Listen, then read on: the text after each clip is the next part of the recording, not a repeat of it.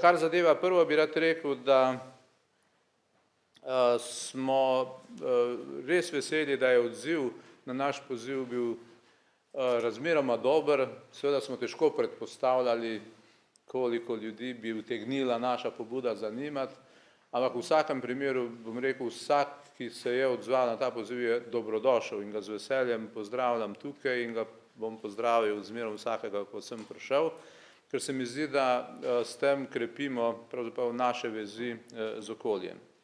Mi bomo zelo veseli, če bomo skozi to sodelovanje lahko vam pomagali ohranjati vez z našo državo, morda za nekatere domovino, za druge državo, ki ste jo na druge načine spoznavali, in tudi vez seveda s tem domačim okoljem, seveda predvsem pa tudi vez z našo univerzo. To zlasti velja za tiste, ki ste pri nas študirali, diplomirali ali zaključili študije na katerikoli stopnji že. Seveda imamo tudi neke, bi rekel, sebične namene kot univerza v tem primeru. Ti sebični nameni pa so, da bi poskušali vas motivirati, da nam s svojimi nasveti, izkušnjami, pogledi od zunaj pomagate, da sami najdemo boljše poti v ta globalni svet, v katerega se želimo vključevati. Kot boste videli iz predstavitve kasneje, eden naših zelo pomembnih ciljev, da bi stopnjo internacionalizacije naše dejavnosti povečali, okrepili in seveda v tem primeru lahko mnogo bolje delamo s pomočjo ljudi, ki so že v svetu in ne samo z našimi lastnimi domačimi silami. Seveda veliko vas, ne vsi ste iz akademskega okolja, s katerim seveda mi najbolj intenzivno sodelujemo in zato so te izkušnje še posebej dobrodošle. Ko gre za, kot rečeno, nasvete ali pa seveda tudi, ko gre za vprašanje bolj poglobljenih oblik sodelovanja v smislu razmišljanja o kakšnih skupnih programih, projektih, izmenjavi študentov, učiteljev in tisto, kar sodi na to mednarodno področje delovanja vsake take inštitucije. Toliko mogoče zelo na kratko o teh naših premislekih, ki stojijo odzadaj za samo iniciativo. Gotovo si želimo, da bi bilo udeležencev oziroma članov te mreže še več, zato vas že zdaj naprošam, da širite informacije o tem, da povabite vi neposredno tudi koga, da se vključi. Kot ste videli, ni nobenih posebnih pogojev zares postavljenih in vsakdo, ki je nekako usmerjen v to naše področje delovanja, je tukaj dobrodošel. Zdaj pa, kot rečeno, še nekaj besed o sami naši univerzi. Ne bom predolg, ampak mogoče je dobro, da vam, zato da bomo se lažje potem pogovarjali, predočim nekaj osnovnih informacij, ki jih mogoče niste doslej srečali, jih ne poznate, tako da bomo lažje, kot rečeno, se o tem našem projektu naprej pogovarjali. Predstavitev je tukaj v angleščini, jaz bom govoril v slovenščini. Na vprašanje, če razumete slovensko, smo dobili pritrdilne odgovore, če pa kdo ima kakšno težavo, naj pa prosim pove, pa bom jaz poskušal ali pa kdo drug to razložiti. Skratka, ko gre za našo univerzo, najprej ponavadi pokažemo tistim, ki so prvič tukaj, ampak vam ni treba mapo, potem pa povemo še kaj več o naši temeljni lastnosti te univerze, ki je, kot rečeno, ena taka splošna univerza, vsa področja so noter po svoje tradicionalna, lahko rečemo, in vse skozi želi biti tudi raziskovalno usmerjena. Tu so podatki o študentih, število upada počasi, malo zaradi demografskih razlogov, pa tudi zaradi tega, ker želimo, da bi imeli dobre študente, ne toliko količino kot kakovost želimo tukaj imeti.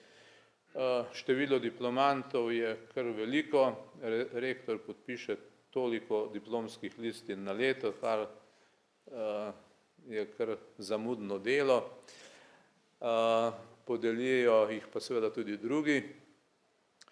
Zaposlenih imamo trenutno 5640 in nekaj, tudi število zaposlenih smo skrčili v zadnjem obdobju. To malo nakazuje tudi na naše finančno stanje in težave. Kriza je bila kar dolgo, še zmerom se borimo z izhodom iz nje, ampak zdaj stvari kažejo na bolje in zato smo seveda izgubljali tudi sredstva. Trenutno za lansko leto je budžet tudi prikazan tukaj na tej prosojnici. Za tiste, ki se ne spomnite, ustanovljeni smo bili skoraj 100 let nazaj, takrat, ko je Avstro-Ogrska razpadla in smo dobili znotraj nove države Jugoslavije tudi mi svojo univerzo. Prvih članov ali fakultet, kot jim mi rečemo, je bilo takrat 5, zdaj nas je pa 26, vključno s 3 umetniškimi akademijami. Ko pravim, da želimo biti usmerjeni v raziskovanje, vam ponazorim lahko tole z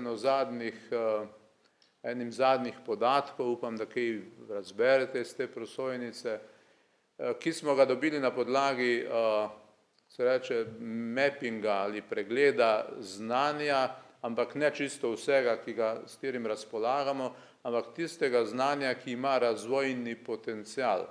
Zdaj, za tiste, ki ste iz evropskih držav, mogoče ni novost, da vse te države zdaj pripravljajo neke strategije pametne specializacije, ki bodo podlaga za financiranje razvojnih in raziskovalnih aktivnosti v prihodnjem obdobju.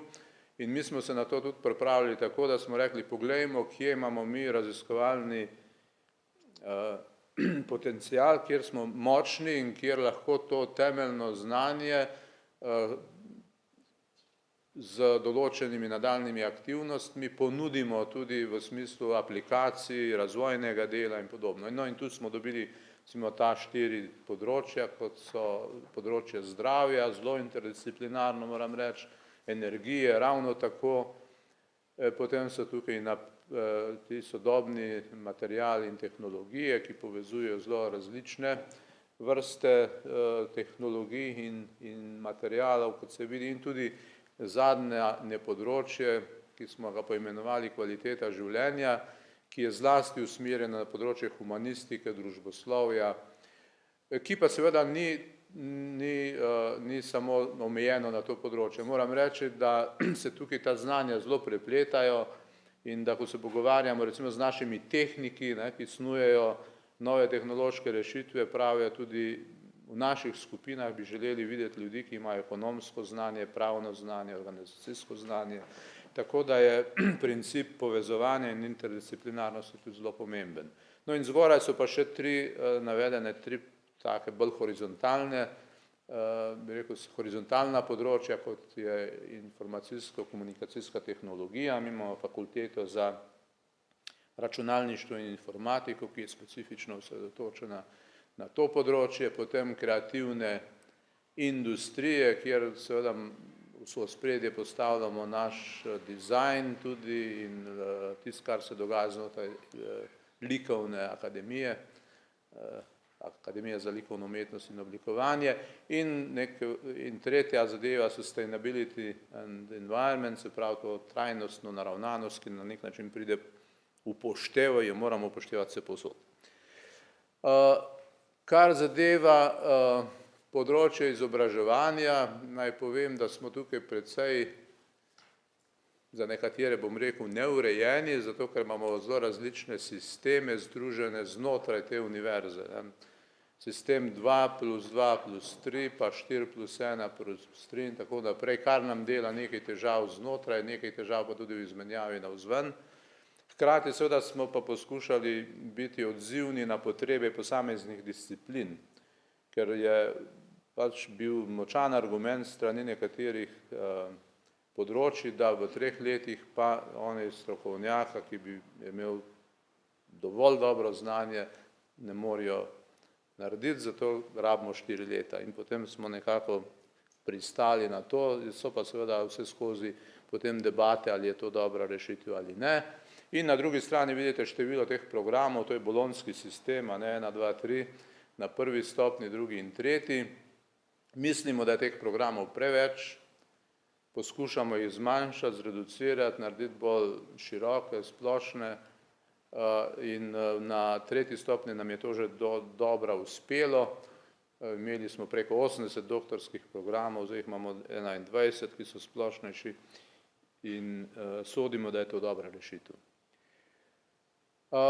No, zdaj jaz prej sem že rekel, da je naš zelo pomemben cilj internacionalizacija, tukaj je nekaj podatkov, ki kažejo na to, da do neke mere uspevamo, želimo si seveda hitrejšega napredka v tej smeri, to je število tujih študentov, tistih, ki pri nas začnejo in tudi končajo.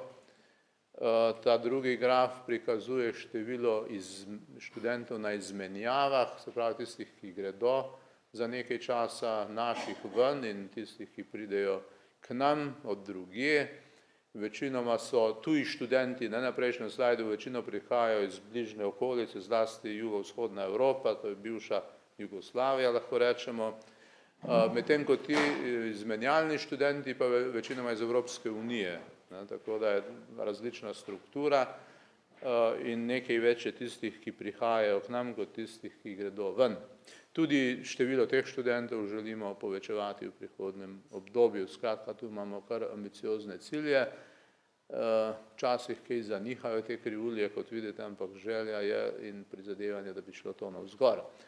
No in še mogoče tretji kazalec, ki tudi pomembno sporoča o tej naši internacionalizaciji, število evropskih projektov oziroma tistih, ki so financirani iz evropskih virov. Če bi tem dodali še projekte mednarodne iz drugih virov, bi jih lahko dodali recimo tisti številki 437, še kakšnih 200 in na srečo ta krivulja kar lepo raste, na srečo pravim zaradi tega, ker imamo doma z javnim financiranjem težave, pa do neke mere potem kompenziramo to našo aktivnost s financami, ki prihajajo potem iz tega raziskovalnega oziroma iz tujih virov. Tretja stvar, na katerih precej gradimo, tudi povezana s prej omenjeno pametno specializacijo, je to, da bi bolje poskrbeli za prenos znanja. Ugotavljamo, vsaj jaz sem bil takega mnenja, še zmerom sem, da imamo kar veliko znanja po različnih oddelkih, laboratorijih in podobno, ki se pogostokrat konča s pisanjem člankov, kar je dobro, sploh pa če imamo dosti objav v najkvalitetnejših revijah. Seveda pa mnogokrat to znanje ima potencial tudi za kakšno razvojno delo, z industrijo, z drugimi okolji in prenos znanja ima prav to funkcijo, da se tesneje povežemo z okoljem in zagotavljamo, da to znanje začne bolj krožiti v obe smeri pravzaprav, ampak seveda mi smo zainteresirani, da naše znanje pride v okolje, jasno pa tudi, da z okolja iz teh razvojnih centrov dobivamo dostikrat tudi zanimivo znanje od razvojnikov.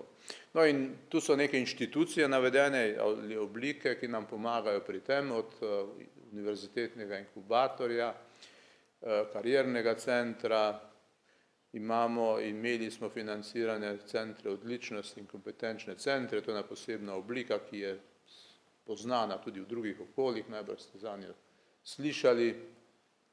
Nekaj težav imamo s spin-offi zaradi zakonskih omejitev, upajmo, da bo ta zakonska omejitev padla zdaj pri novem zakonu. In ta zadnja reč, ki smo jo naredili, je pa inovacijski kostičišče, mu rečemo Innovation Hub, ki je ena organizacijska oblika, ki ni samo univerzitetna, ampak je narejena skupaj z drugimi institucijami znanja, se pravi tudi drugimi inštituti tu v okolju, Jožef Štefan, Kemijski inštitut in tako naprej, in pa industrijo, polovico ustanoviteljev, zdaj jih je 23, so ugledna podjetja in vmesne organizacije, jim rečemo, od razvojnih agencij, tehnološkega parka, ki delujejo kot posredniki med industrijo in sfero znanja v tem prostoru. in na njega seveda stavimo precej upov, je pa seveda stvar na začetku tako, da v kakšnih rezultatih zdaj se ne moremo še kaj dosti hvaliti. Kar zadeva prenos znanja, so tukaj nekateri podatki, jaz ne bi šel v detajle, ki kažejo, koliko imamo recimo takih stvari, kot so aplikativni projekti, kako teče izmenjava mladih raziskovalcev, pa teh predavateljev iz gospodarstva in tako naprej, ki kaže, da pravzaprav je ta aktivnost kar prisotna, želimo jo pa malo bolj sistematično peljati v prihodnje. Skrbimo tudi za kulturo in šport, imamo center za univerzitetni šport, 3 akademije so ustanovili en poseben svet za umetnost, ki skrbi za to, da nam popestri naše življenje, nam in študentom in seveda tudi v okolju, so potem aktivni.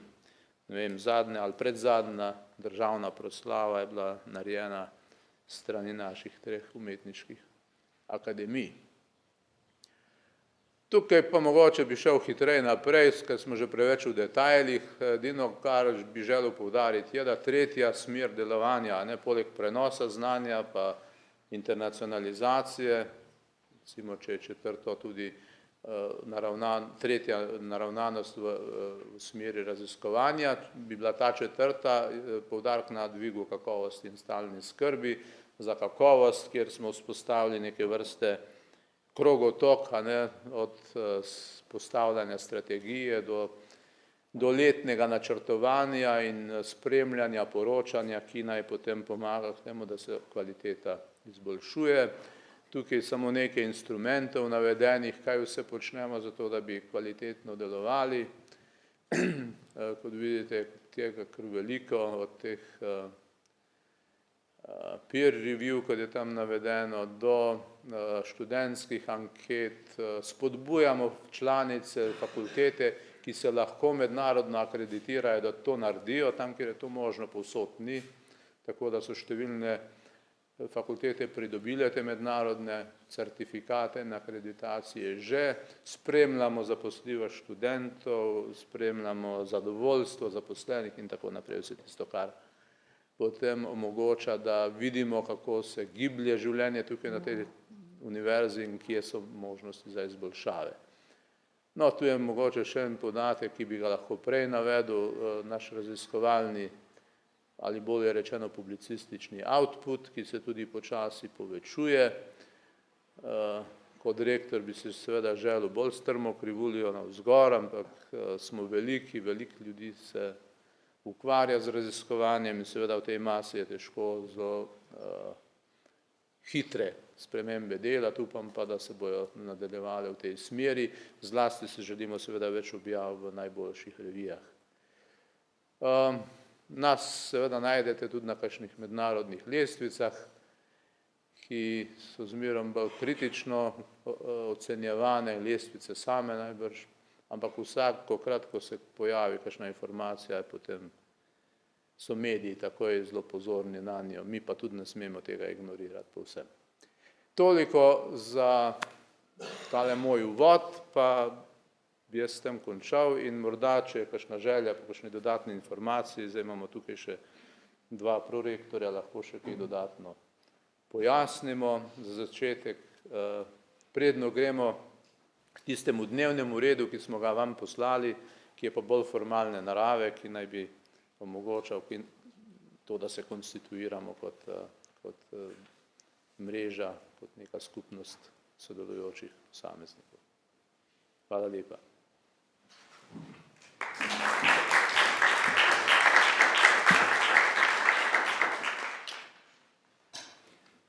A želi kdo kaj vprašati?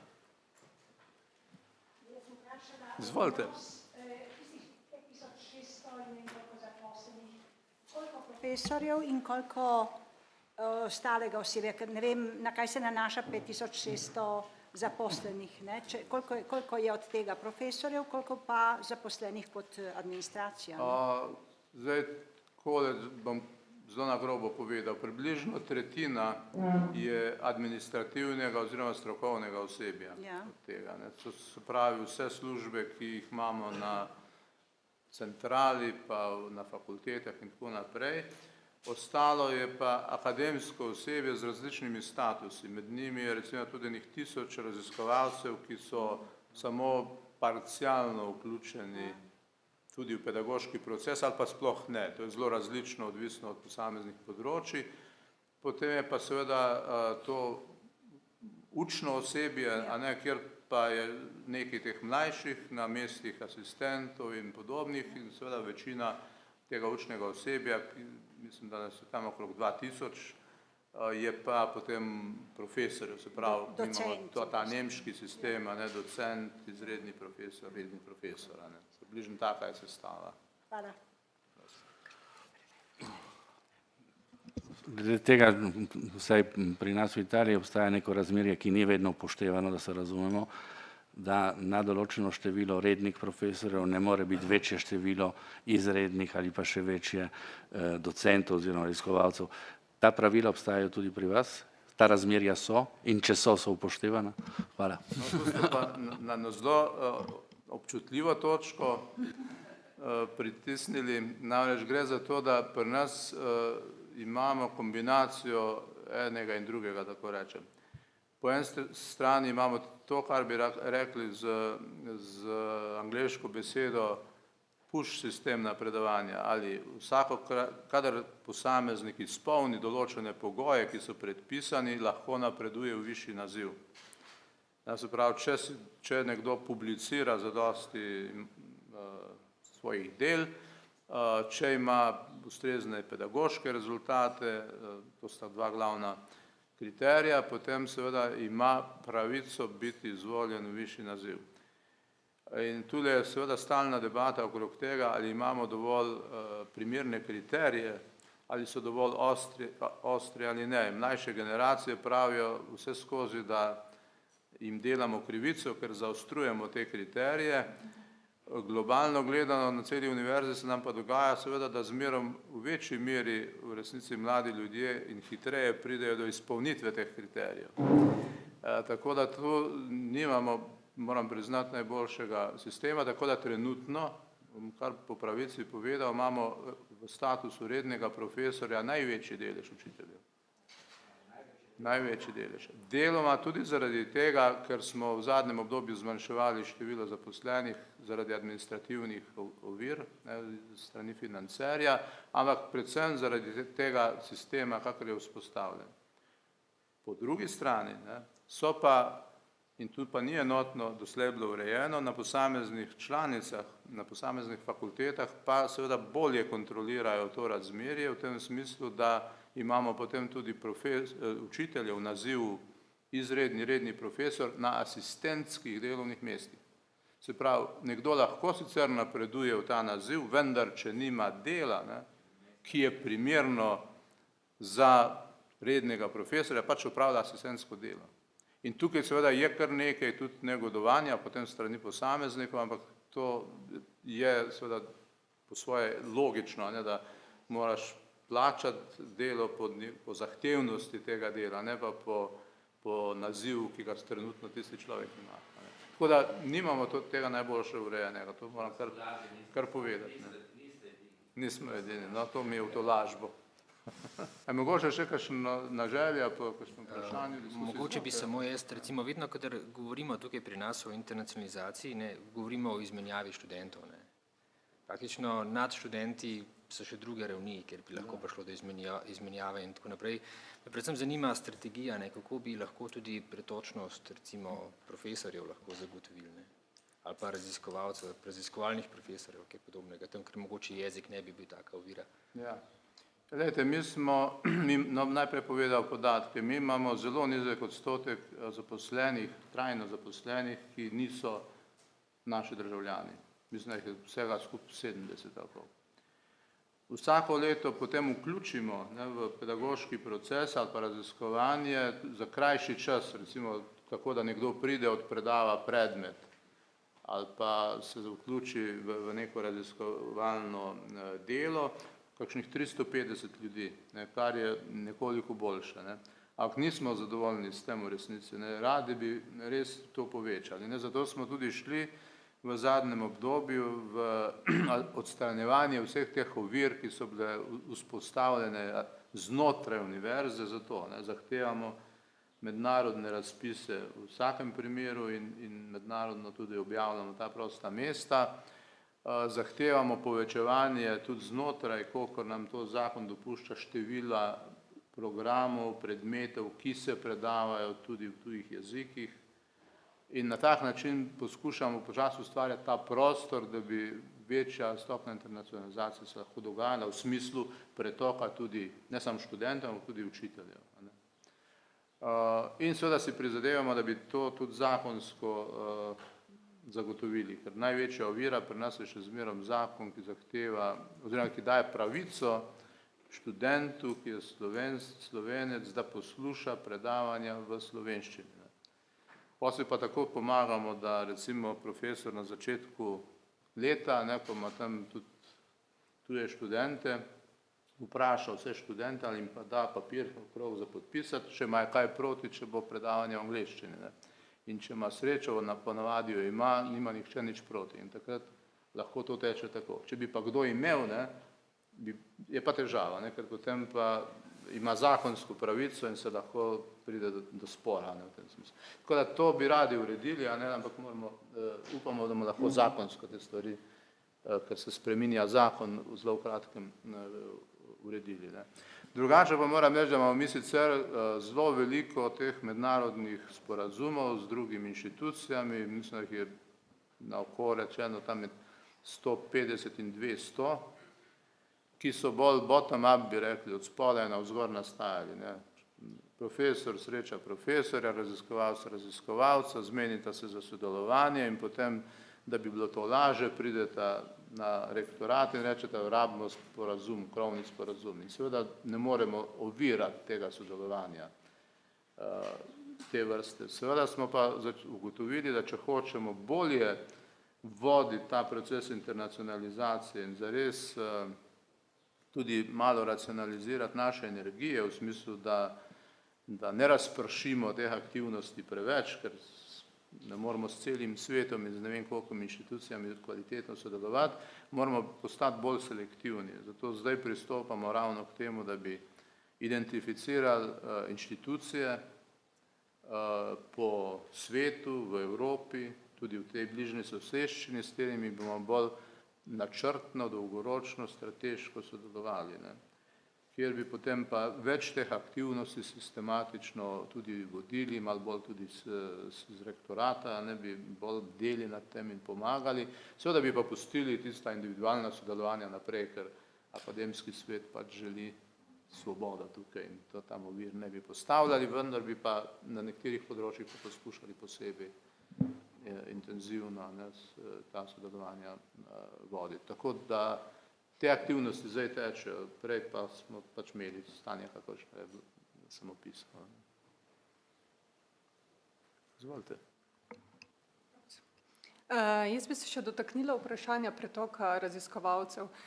Recimo, če je zdaj razpisano delovno mesto na univerzi in jaz imam celo, bom rekla, znanstveno zgodovino, sem zapisala v tujini, imam sploh možnosti kot kandidatka, glede na to, da je moje doktorsko delo ni nostrificirano v Sloveniji, in tudi, bom rekla, vse objavim, vse je šlo recimo v mojem primeru po nemškem sistemu, in seveda, če gledam razpis, trenutno sta celo razpisi v mednarodnih mrežah, dobesedno se ne kvalificiram.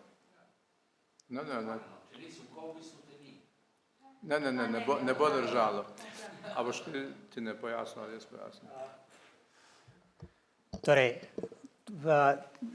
ne bi smelo biti ovir, torej, lahko pa so. Torej, kar se Cobisa tiče, seveda je absolutno možno, da se vsa vaša dela vpišejo v Cobis in se s tem potem enako evaluirajo kot za nas same. To mislim, na koncu mi imamo ravno predvsem mednarodne objave na tistih področjih, kjer je to pač običajno. Torej, tukaj jaz mislim, da ne bi smelo biti ovir. Kar se pa zdaj tiče kaj ste še? Nostrifikacije. Nostrifikacije, to je pa spet, to je veliko, pa bi rekel, mistifikacije, ne. Ker seveda res je, da smo v preteklosti imeli dokaj zapletene nostrifikacijske postopke, ki pa spet ni bilo treba, da so bili zapleteni na tistih področjih, na tistih naših članicah, kjer so to nekako, bi rekel, v enem mednarodnem smislu ustrezno obravnavali, ne. Trenutno je pa itak tako, da je nostrifikacijski postopek, ima zdaj dve oblike. Eno je nostrifikacija za potrebe izobraževanja, ki jo izvede članica in univerza sama, brez vmešavanja kakršnega koli uradnega organa.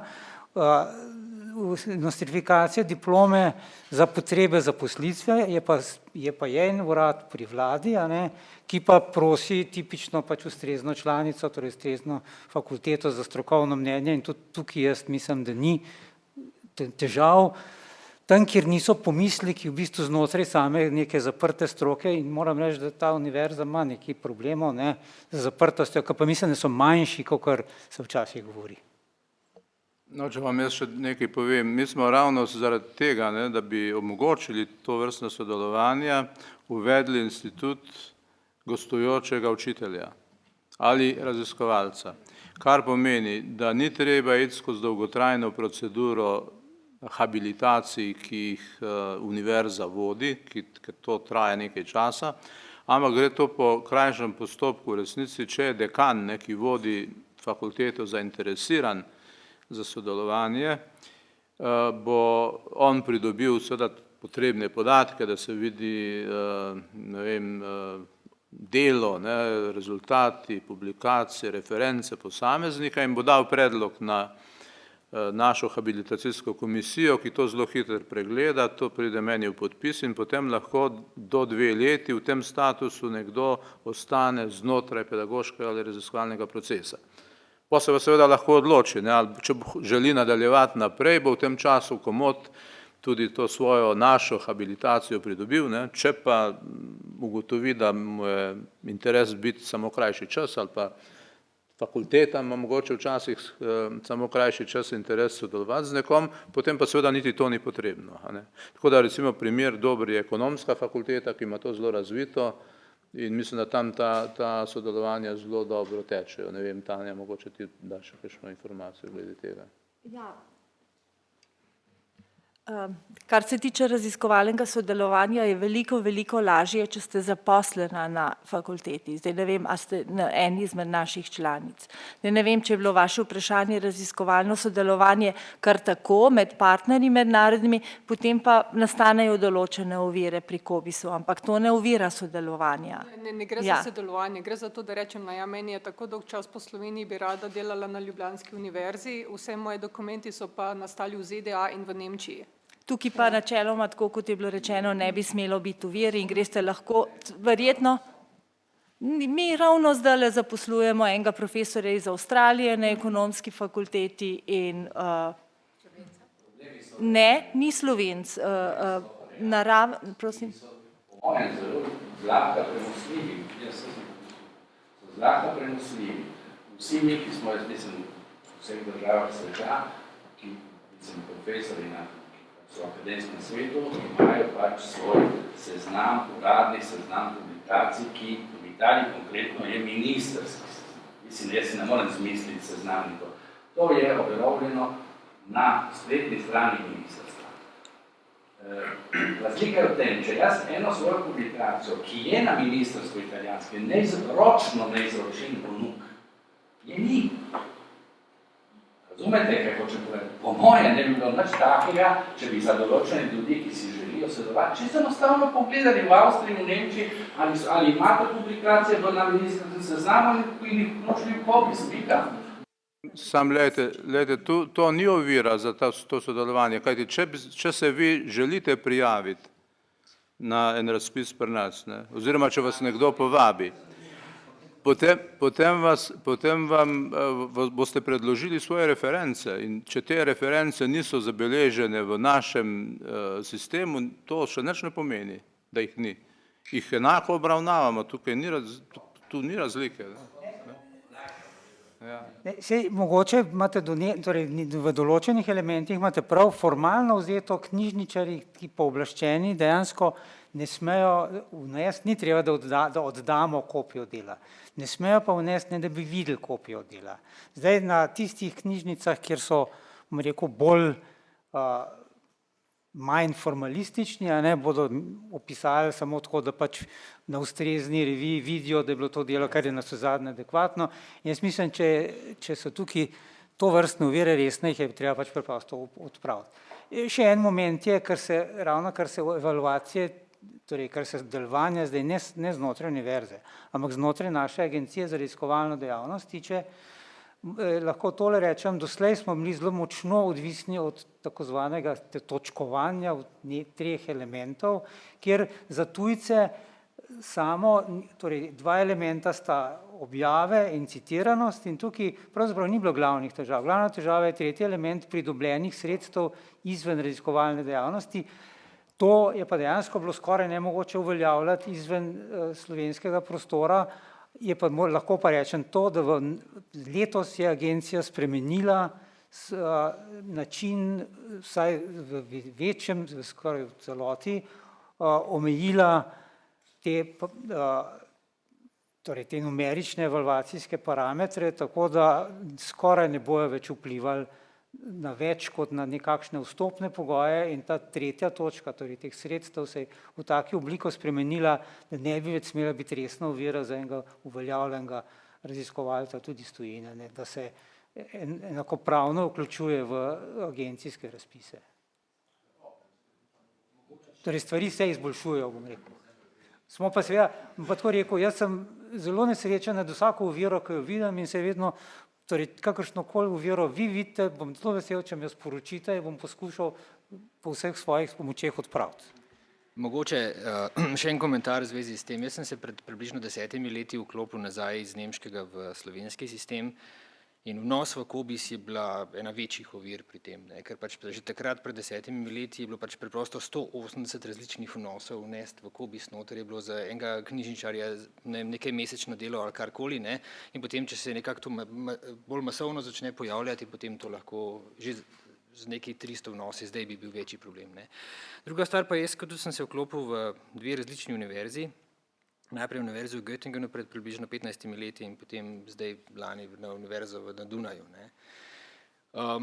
Jaz nisem rabil nikoli nostrificirati svojega doktorata in tudi habilitacija, da sem jaz dobil privat docent naziv tudi v Göttingenu, je bilo to tako, da je gospa v administraciji odprla list, univerza v Ljubljani, poznamo, v redu, in potem sem jaz lahko bil tam tudi privat docent, recimo.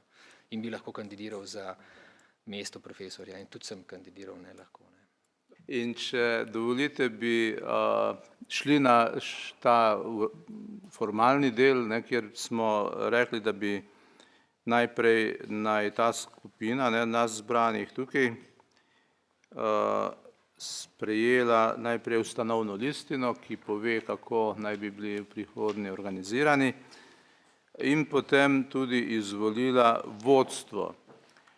Tam smo navedli še eno tretjo točko, program dela. Jaz predlagam, da se o programu dela potem pogovarjamo znotraj drugega dela našega druženja, se pravi tam, ko se bomo pogovarjali o povezovanju med Univerzo v Ljubljani in vsemi vami in da prepustimo, da bi potem na podlagi tega, kar smo pisno že mi pripravili in kar bo pokazala razprava, pooblastili novi svet, da potem ta program dela dokončno oblikuje in ga da potem v potrditev. Se mi zdi, da bo to bolj logično, da se par ljudi, ko se bojo osredotočili na to vprašanje, da to napravi, kot da zdaj v preširokem krogu na široko o tem razpravljamo. Se strinjate, da peljemo stvar na tak način? Hvala lepa. No, potem pa dajem kar v razpravo ta prvo zadevo, to je ustanovno listino. Zdaj, mi smo vam najprej poslali en dokument, ki ste ga prejeli, zdaj smo vam priložili pa še eno dopolnjeno verzijo in to imamo tudi gor na ekranu predloženo. Zdaj to dopolnitev smo naredili po enem kratkem govoru včeraj že s profesor Skrbišem, pa se mi zdi, da je imel zelo dobre ideje in gre za zelo majhno spremembo, ampak pomembno v vsebinskem pogledu. Prvič predlagamo, da bi dali tudi, ker bomo komunicirali tudi v angleškem jeziku, da bi dali vsaj v to ustanovno listino še angleško ime, s tem, da bi bil poudarek na diplomantih oziroma na alumnijih in tudi drugih.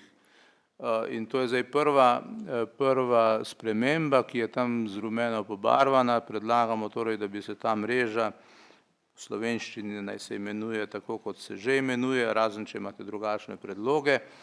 V angleščini pa bi se imenovala University of Ljubljana Global Alumni and Associates Network.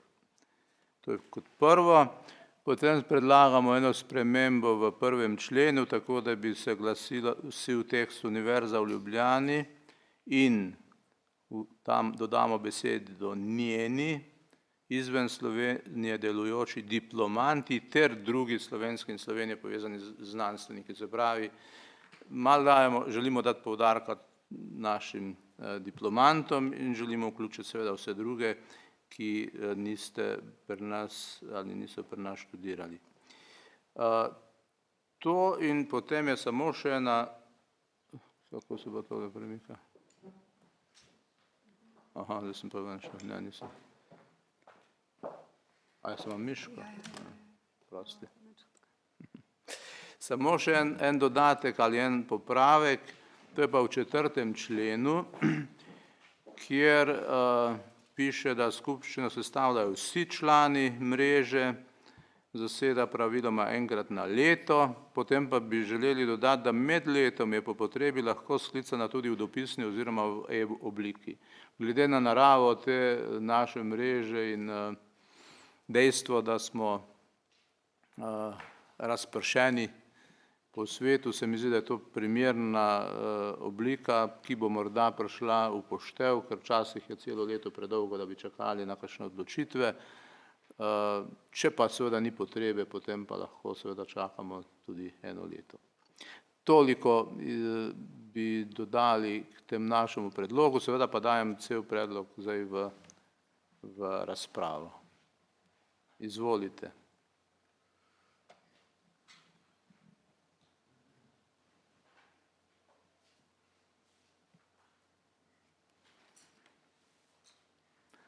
Mislite, da bi to lahko šlo na tak način, kot je zapisano? Želeli smo zelo enostavno stvari postaviti, koliko se najbolj da, tako da ne bi zapletali s formalnostmi, ki so nepotrebne dostikrat, čeprav do neke mere nujne. Tudi nismo predvideli, da bi imeli neko posebno pravno osebo, ampak bi zaenkrat to teklo znotraj univerze in bi mi tudi ustrezno podporo temu povezovanju dajali, tako da ne bi imeli nekega posebnega računa in teh finančnih zadev, ki so po svoje samo breme, če ni treba, jih rajši nimamo.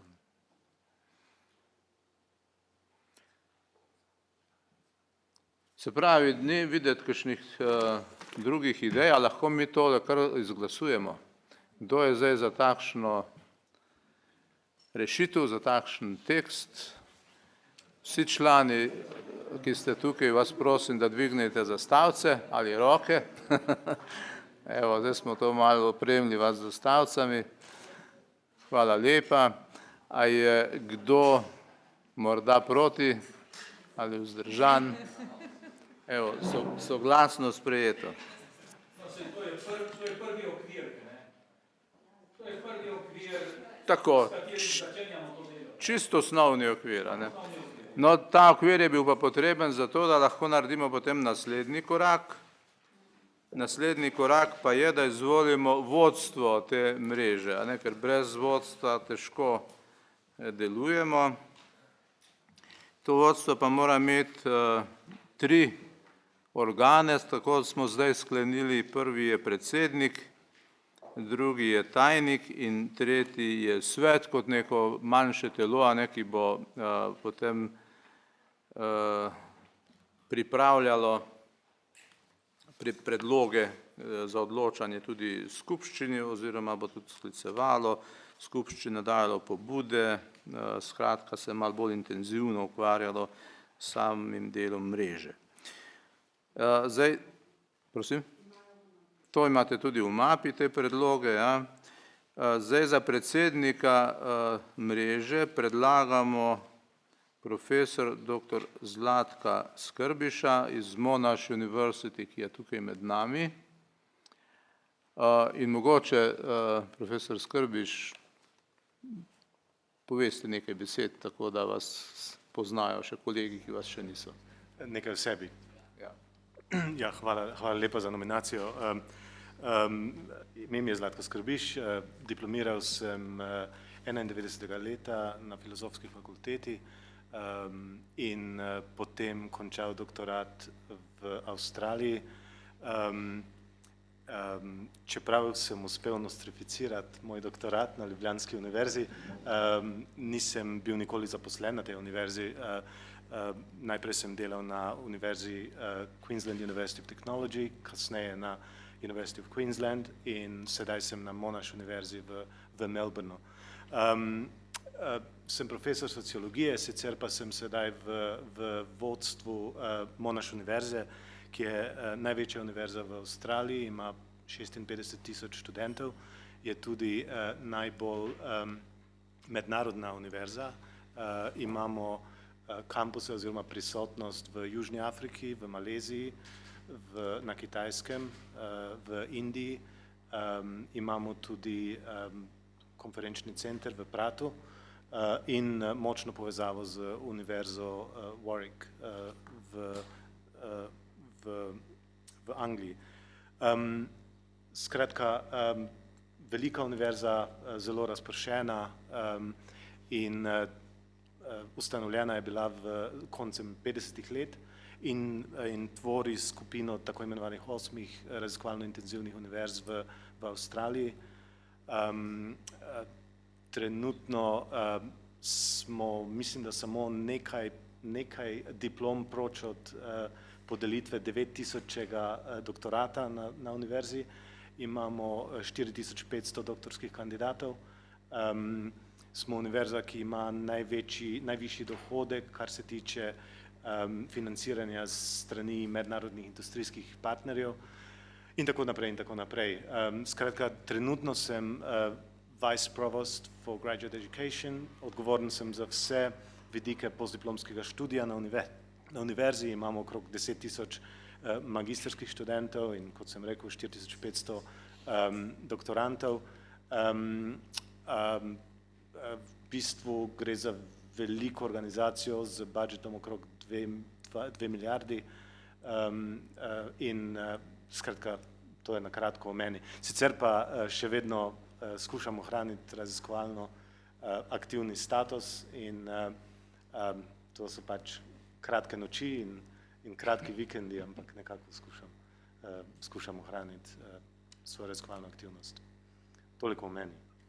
Ja, najlepša hvala, profesor Skrbiš. Jaz sem tudi vam hvaležen, da ste izrazil pripravljen stopiti v to vlogo, ki bo zahtevala nekaj dodatnega dela, ampak se mi zdi, da bojo vaše izkušnje lahko zelo prav prišle celi tej mreži, ker že s tem, da imate sami kot univerza tako mrežo, ne tako, ampak številne te mreže vzpostavljene, se mi zdi, da je dobro izhodišče za prenos izkušenj tudi v tale naš prostor.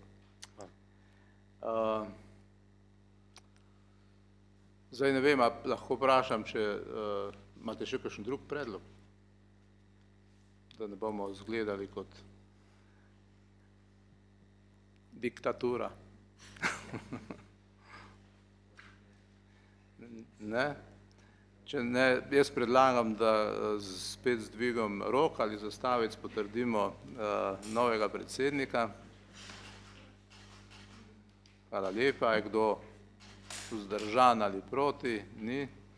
Če ne, profesor Skrbiš, čestitke za izvolitev. Najlepša hvala.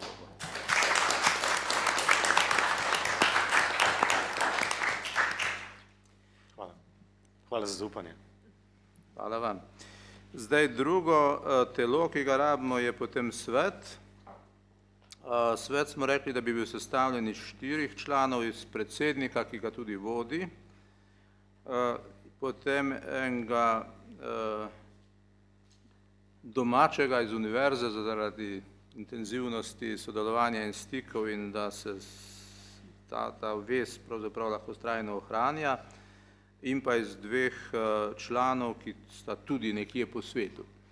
Zdaj, kar zadeva domačega člana, smo te priprave vodili skupaj s prorektorjem Čopičem, ki se vam je že v diskusiji predstavil, prorektor za področje raziskovanja, tudi z mednarodnimi aktivnostmi se ukvarja, pa mogoče tudi tebi dam besedo. Fizik po izobrazbi in po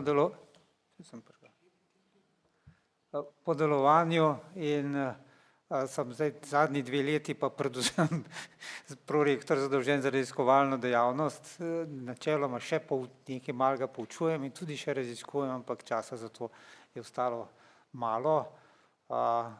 Bom pa na tem mestu najbrž še nadaljnji 2 leti, to je najbrž to. Ukvarjam se pa kot fizik z tako zvano fiziko mehke snovi, to je tekočimi kristali in podobnimi zadevami. Hvala, kolega Čopič. No in potem sem jaz kontaktiral še nekaj ljudi, zato da bi prišli do ustreznega predloga in dobil privoljenje od 2, ki jih pa ni danes med nami. Pa bom nekaj zelo na kratko povedal. Prvi, ki je privolil v sodelovanje v svetu, kar pomeni, da bi, kot rečeno, malo več se angažiral, je profesor dr. Jernej Ule, deluje na University College London. Ta inštitucija vam je poznana, tistim, ki ste iz akademskih krogov, ugledna. On deluje na področju naravoslovja in mislim, da bo v tej skupini dobra kombinacija. Potem imamo predsednika družboslovca, prorektorja naravoslovca in še enega naravoslovca in potem 3. oziroma 4. oseba bi bila pa profesor dr. Manja Klemenčič, ki pa deluje na Harvard University v Ameriki in je pa tudi družboslovka, tako da bo imeli tako zelo uravnoteženo strukturo in zastopane 3 celine, kar je tudi pomembno, tako da bomo imeli po moje lahko dobro dinamiko dela znotraj sveta, če se s tem takim predlogom strinjate. Imate pa morda še kakšen drug predlog, tako moram tudi zdaj še vprašati. Ne zaupate, da smo dobro izbrali. Če ste, prosim, da še to potrdite z dvigom rok oziroma zastavic. Hvala lepa. Kdo proti ali vzdržan, ne vidim. In s tem smo potrdili tudi svet. In potem rabimo še nekoga, ki nam bo pomagal te tehnične reči urejati, to je pa tajnik. Ta je po naravi stvari dobro, da je iz naše hiše in že doslej nam je pri celi zadevi pomagala magister Jana Lutovac-Lah, ki ste jo že spoznali in jaz jo predlagam, da jo potrdimo za tajnika, tajnico. Tajnica ima v slovenščini različne pomene, kot veste, tako da včasih rečemo gospa tajnik. A želiš kaj reči, Jana?